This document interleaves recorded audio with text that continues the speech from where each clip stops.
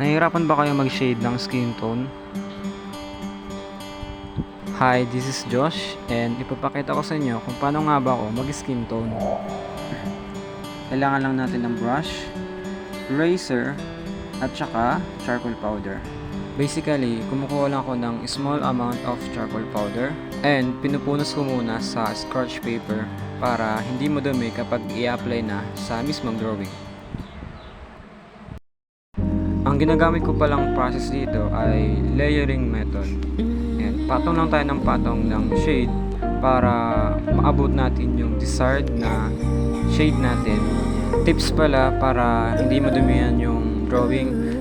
Kailangan mo ng scratch paper para may sandagan tayo kapag mag-add na tayo ng shade kasi nga iniiwasan natin yung pag-smudge ng ating kamay sa mismong ginagawa natin, sa mismong drawing natin. Ayan, ulit-ulitin lang natin yung process natin. Kuha lang tayo ng konting amount na charcoal powder. Ayan, punas agad sa scratch paper and then pwede mo na siyang i-apply sa skin tone sa mismong drawing natin. Ayan, paunti-unti lang hanggang sa makuha natin yung desired na shade natin. Ayan. Kapag nasobrahan naman, gumagamit tayo ng mga eraser katulad ng double eraser, mono zero, or electrical eraser para sa sharp na highlight.